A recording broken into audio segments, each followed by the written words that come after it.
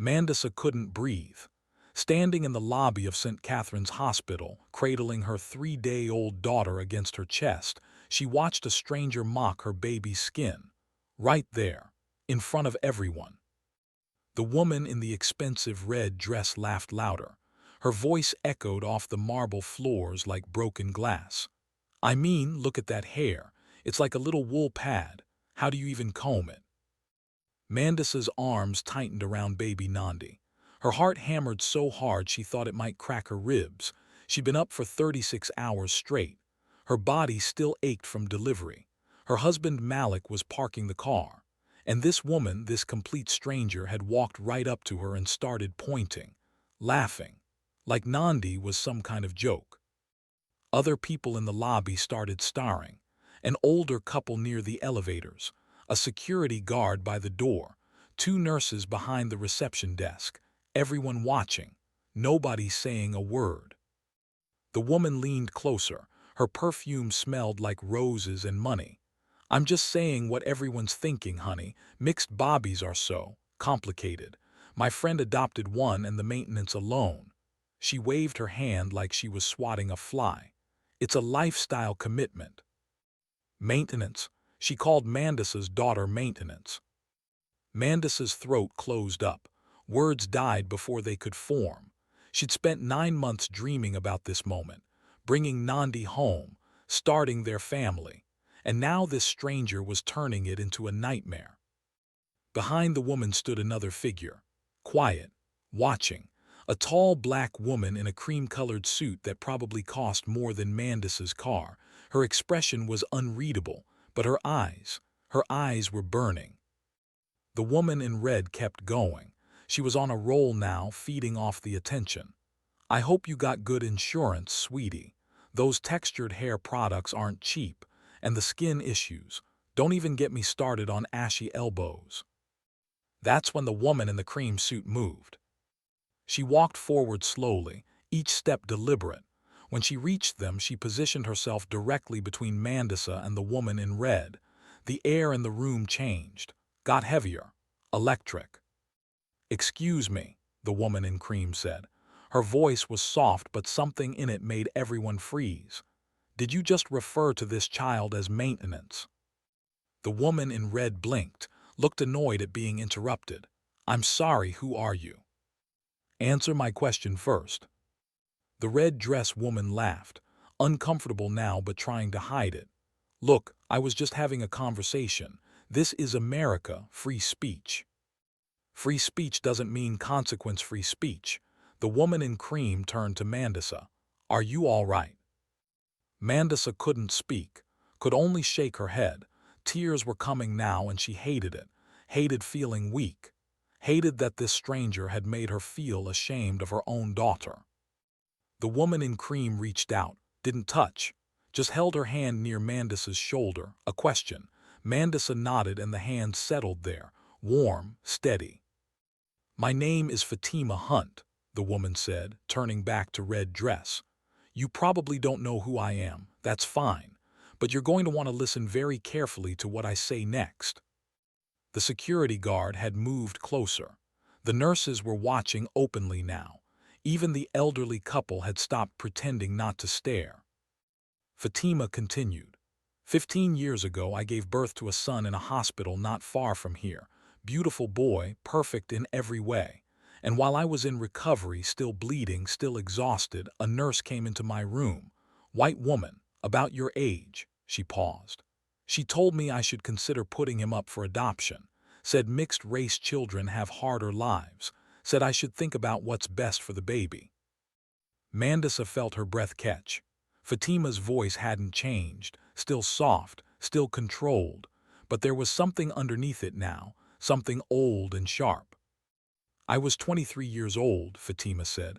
I was tired, I was scared, and I almost believed her, almost let someone else's hate make me doubt my own love.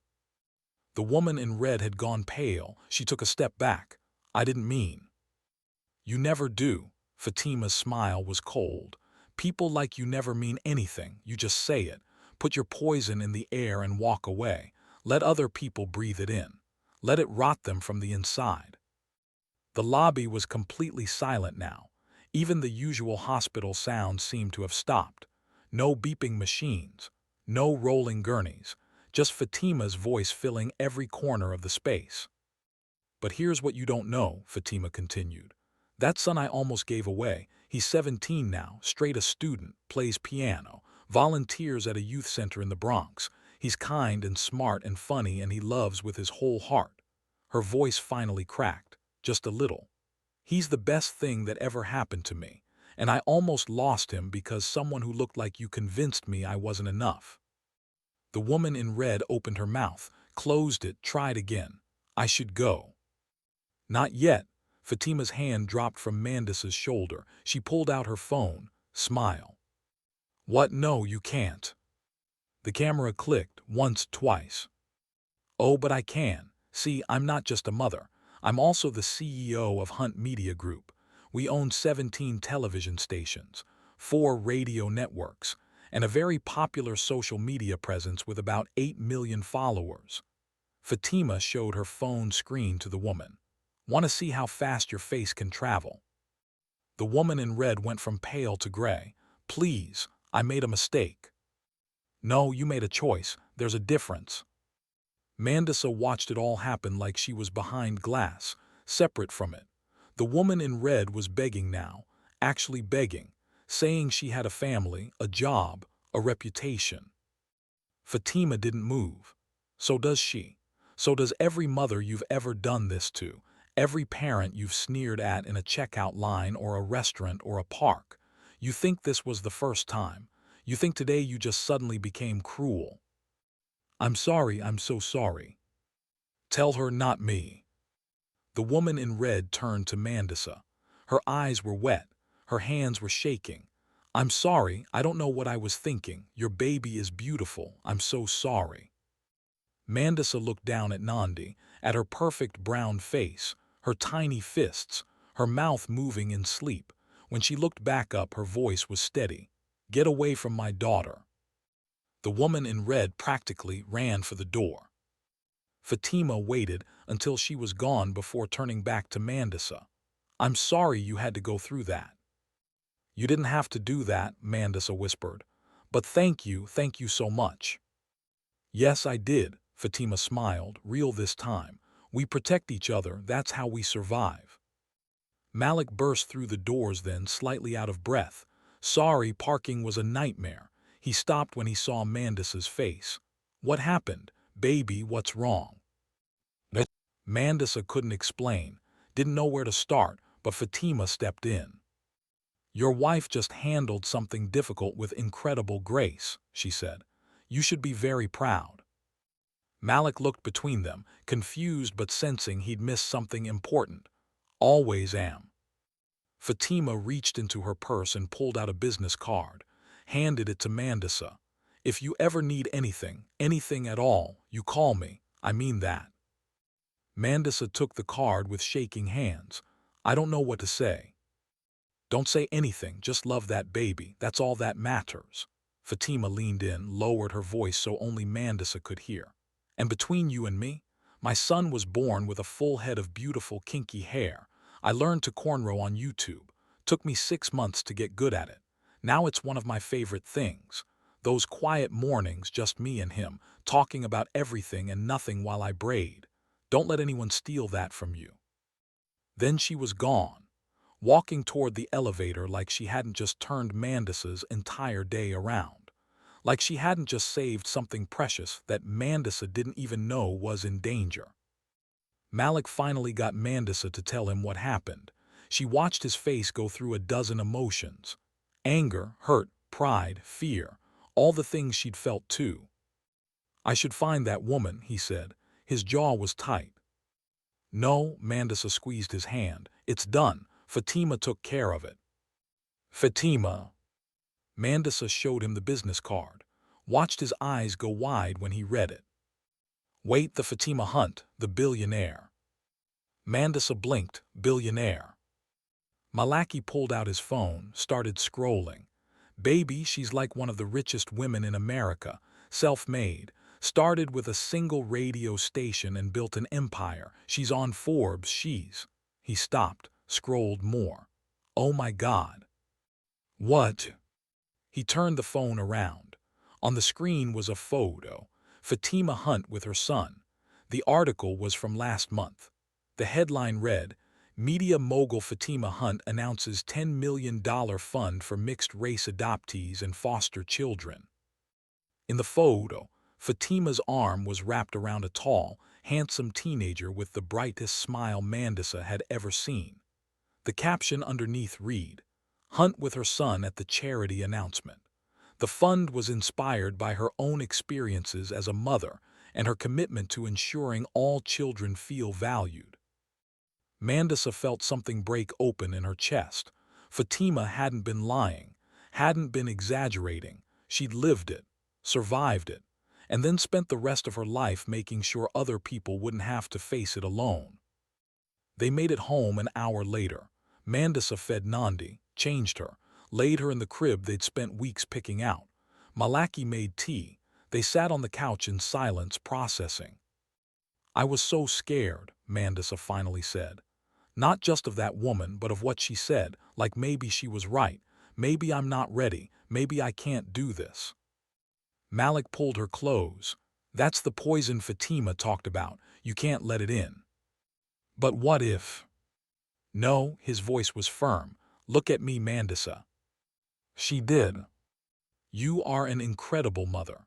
You've been a mother for 3 days and you're already incredible. And Nandi is perfect. Every single part of her.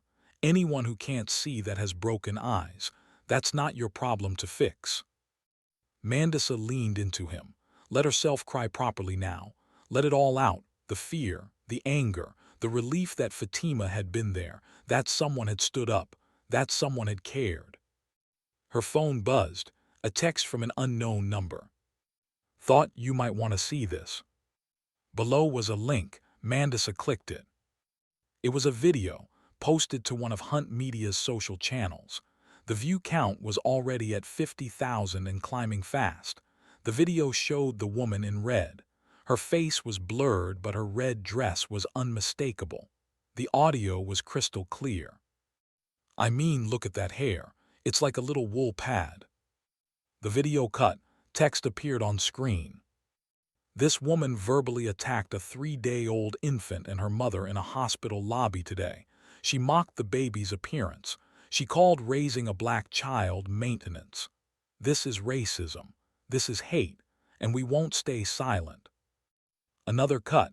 Now it showed Fatima speaking. Her face was clear, her voice strong. I'm sharing this because silence protects bullies. Because every parent of a black or brown or mixed child has a story like this. Because we're tired.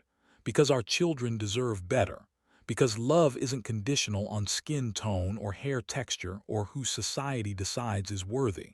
Love is love. And hate has no place around our bobbies. The video ended with text. Stand up, speak out, protect each other. Comments were flooding in. Thousands of them, people sharing their own stories, offering support, calling out racism, promising to do better. Mandisa's phone buzzed again. Another text from the same number. You're going to be amazing, trust me.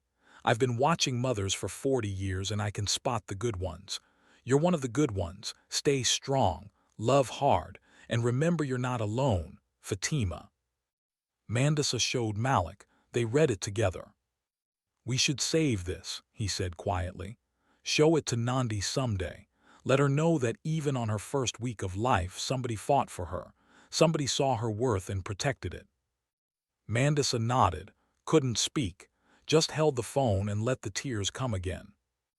Nandi started crying from the nursery. That tiny, perfect sound that meant she was hungry or wet or just needed to be held. Mandisa stood up. Malaki followed. They found their daughter red-faced and furious, her little fists pumping the air.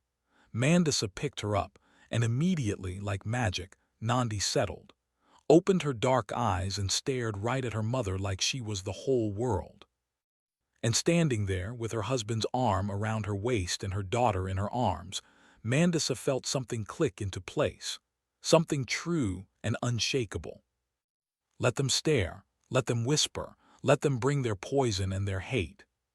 She'd raise her daughter to be strong, to be proud, to know her worth down to her bones. And if anyone ever tried to tell Nandi she was less than perfect, Mandisa would be ready, because she'd learned from the best. She looked down at her daughter's beautiful brown skin, at the soft coils of hair already forming on her head, at the tiny nose and perfect lips and eyes that held entire universes. "You are so loved," Mandisa whispered, "so wanted, so perfect, and don't you ever let anyone tell you different." Nandi yawned, closed her eyes, went back to sleep like the world was safe and good and made just for her. And in that moment, in that tiny nursery with the afternoon light streaming through the window, Mandisa decided it would be. No matter what it took, no matter how many strangers tried to tear them down, she'd make the world good enough for her daughter. Because that's what mothers do. They fight, they protect, they love bigger than the hate. And they never, ever back down. 3 months later, Mandisa got an invitation in the mail. Heavy cardstock, gold lettering, an invitation to a gala benefiting Fatima Hunt's new charity fund. At the bottom, in handwriting, a note. "Would love to see you and Nandi. Bring Malik. Let's celebrate how far we've come and how far we'll go, Fatima." Mandisa held the invitation and smiled. She'd go. Of course she'd go, because Fatima was right. They protected each other. That's how they survived. And that's how they'd thrive. If you've ever felt like an outsider, ever been mocked for who you are, drop a comment below. Let's remind each other we're not alone. And if this story touched you, hit that like button and subscribe, because stories like this matter, and we're just getting started. Thank you for watching. See you in the next video.